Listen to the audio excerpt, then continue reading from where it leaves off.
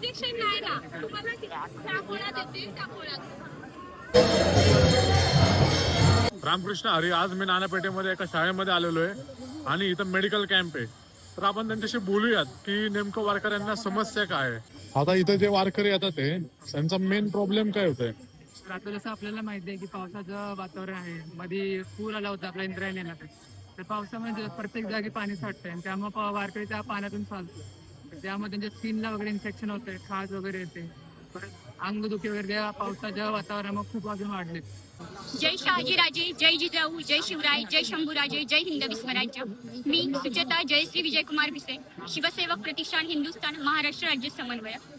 आज जवळपास आम्ही गेले 3 ते 4 दिवस म्हणजे ज्येष्ठ वद्य सप्तमी ते ज्येष्ठ वद्य द्वादशी शके 1948 या कालावधीत म्हणजे 7 जुलै ते 11 जुलै पर्यंत पांडुरंगाच्या आशेने पंढरीच्या पांडुरंगाचे दर्शन घेण्याच्या हेतूने लाखो वारकरी देहू येथून तुकाराम महाराजांच्या पालखीसोबत आणि त्याचबरोबर आळंदी येथून ज्ञानेश्वर माऊलींच्या पालखीसोबत पंढरीच्या वाटेने मार्गस्थ होत असतात.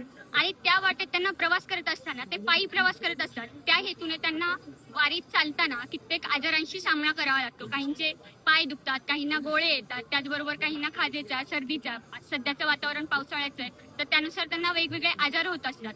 आणि या आजारांची काळजी घेणं हे आमचं प्राथमिक कर्तव्य. मी स्वतः बाय प्रोफेशन फार्मासिस्ट आहे. या हेतूने आम्ही एक छोटीशी सुरुवात गेले 3 वर्षांपूर्वी केली होती की वारीतून आपल्या मार्फत आपल्याला स्वतः तर पांडुरंगाच्या भेटीला जाता येत नाही, पण आपण काहीतरी आपल्या सेवेमार्फत पांडुरंगापर्यंत पोहोचावं या हेतूने हा चालू केलेला प्रवास.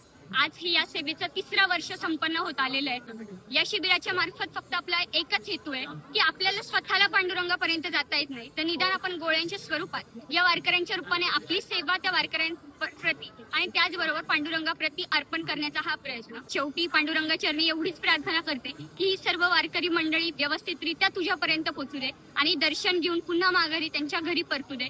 त्याचबरोबर शेतकऱ्याला बळीराजाला सुखाचे दिवस येऊ दे, लेकी बाळींवर कुठेही अन्याय अत्याचार होऊ नये आणि त्याचबरोबर प्रत्येकाला मानसिक समाधान मिळू दे हा आशावाद व्यक्त करते. आमच्या या शिबिराला भेट दिल्याबद्दल त्याचबरोबर या शिबिराची माहिती जाणून घेतल्याबद्दल दादा तुमचेही मनापासून आभार.